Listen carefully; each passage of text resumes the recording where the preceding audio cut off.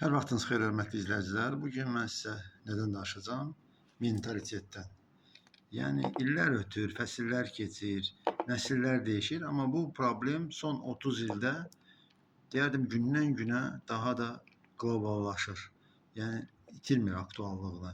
Niyə görə? Çünki ona görə ki, biz öz mentalitetimizdən başlayırıq utanmağa. Və bu utanmaq prosesi bugün yox, dünən yox, sırağa gün yox.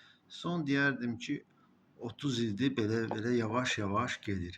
Biz utanırıq toylarımızdan ki, indi gəlinlər vağzalı ilə deyil, nə bilim, Frank Sinatra'nın mahnısı ilə istəyirlər toya girməyə, giriş yerinə eləməyə, çıxanda da toydan, nə bilim, hansısa bir xarici mahnılarla çıxmağa. Biz utanırıq toyda ana mahnısını səsləndirməyə, segah səsləndirməyə. Çünki yox, nə danışırsınız, bu olmaz, lazım deyil, bu köhnən qalğıdır. Biz utanırıq hətta artıq boşqab sındırmağa ayaqdan. Halbuki bu illərin yox, 10 illərin yox, 100 illərin ənənəsidir. Biz utanırıq.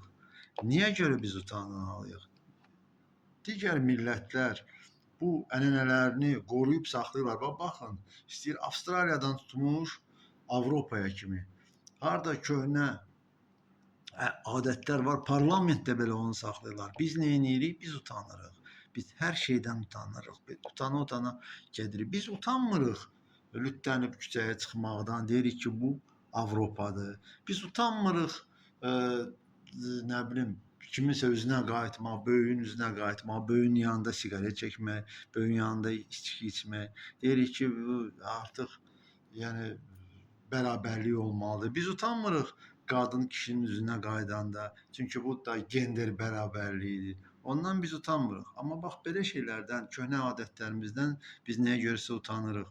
Biz hətta utanmırıq bu dəqiqə bu yadıma saldı bizim müğənni Nadir Qafarzadə bu məsələni ki, bu görürsüz Fəvvarələr meydanında doğrudan da hansısa bir xaricdən gətirdiyimiz hansısa bir nə bilim marojna satanın qabağında oynamağı biz utanmırıq. Amma öz anamızın, atanın qabağında, toyda rəqs eləməyə biz utanırıq. Biz utanmırıq hansısa nə bilim necə deyim sizə, hansısa özünə bloger deyənmi deyim, kimədir, yerdən çıxan özünə bu dəqiqə bloger deyim. Gedib kiminsə ölümündə günahkar olan insanı biz zaşiyyət eləməyə, yəni biz ondan utanmırıq. Onu müdafiə etməkdən utanmırıq ki, nə var, nə var, biz də onun kimi biraz belə də, yəni özümüzü orada tapırıq ki, yəni yox, biz onu qorumalıyıq. Amma demirik ki, bu adam özü heç nə eləməsə də bu adam kiminsə ölümünə konkret bir səbəb olub.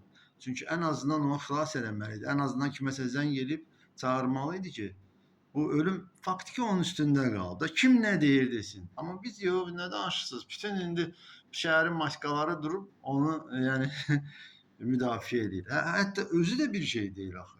Biz amma ondan utanmırıq ki, yəni yoldan keçəni nəsə bir dəstəkləməyə ondan utanmırıq. Amma dəstəkləməyə lazım olan insanları, qaziləri, şəhid ailələrini, onları dəstəkləyəndə biz utanırıq ki, yox, sonra kimsə nəsə deyər, nəsə belə bir şey olar. Çünki onları dəstəkləyənləri belə biz sonra nədəsə günahlandırmaq istəyirik. Cəlal Qurbanovu götürək, bütün demək, son 5 il ömrünü həsr edib şəhid ailələrinin, qaziləri müdafiəsinə, onları yardıma, amma onun ağzına gələn sonra onun haqqında yazırlar, nədəsə günahlandırırlar. Biz ondan utanmırıq. Nə vaxta kimi ki belə olacaq, nə vaxta kimi ki biz ancaq onun bunun dediyi ilə oturub duracağıq, onda biz heç nədən utanmayacağıq. Amma o məqamda ki, haçan öz vicdanımıza məsələn qulaq asmaq istəyəcək, başa düşürəm ki, bir çox insanların vicdanı o qədər pak və təmizdir ki, o vicdan görsənmir.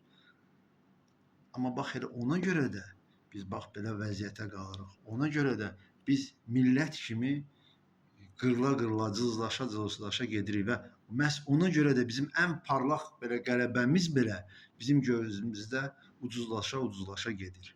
Bu qədər bəsit.